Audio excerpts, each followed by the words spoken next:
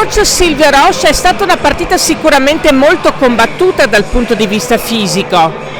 Certo, sapevamo che loro erano una squadra fisica e una squadra con profondità di panchina, cosa che secondo me mi ha mancato oggi, no? Mi mancava Alex, mi mancava Pacchi, mi mancava Giulio che non era al 100%, quindi secondo me là si è visto un poco, loro erano più, come posso dire, più fisicamente erano più forti di noi, soprattutto quando passavano i minuti, la nostra squadra ha sofferto un poco con giocatori con minutaggi troppo alti, quindi va bene così, penso che comunque abbiamo competito bene, abbiamo fatto una bella gara.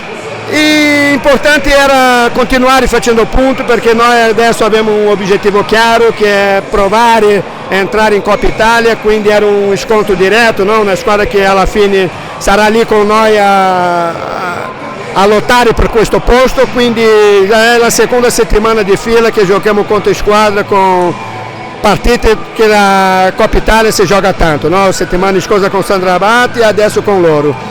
Penso che è positivo le due partite che abbiamo fatto, i 4 punti, dobbiamo continuare lavorando, dobbiamo recuperare soprattutto quei giocatori che ci ha mancato, no? Per poter finalmente avere una rosa un po' più ampia e poter così avere almeno una parità in tutti i 40 minuti. No? Certi momenti della partita penso che siamo stati anche superiori a loro, però sempre falta quello poco che soprattutto alla fase finale di quella parte fisica, quell'ultimo passo che non posso neanche pretendere con giocatori che, come dico, hanno giocato un minutaggio altissimo, no? Però contentissimo del risultato, penso che fino adesso abbiamo fatto un campionato sopra di nostre possibilità, se ti dico veramente, da agosto pensavo che potevamo soffrire di più e vedo che siamo lì in un posto dove siamo a un passo di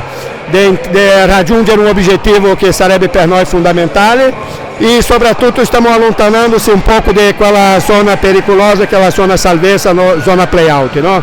Quindi dobbiamo continuare lavorando e dobbiamo continuare il prossimo anno competendo con tutti, cercando di sempre dire la nostra in ogni partita, soprattutto perché sappiamo che quest'anno sono squadre veramente attrezzate e non sarà facile, ogni partita sarà molto difficile.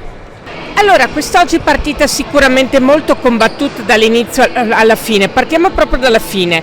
Quanti brividi avete avuto quando la palla ha rischiato di entrare proprio nel finale a pochi centesimi di secondi dalla fine? Sì, questo è calcio a 5, futsal, si rischia dal primo secondo fino all'ultimo e noi abbiamo cercato di tentare di vincere, ci stava dicendo male però è andata bene, dai. Come valuti tutto sommato questo risultato per come si è messa la partita?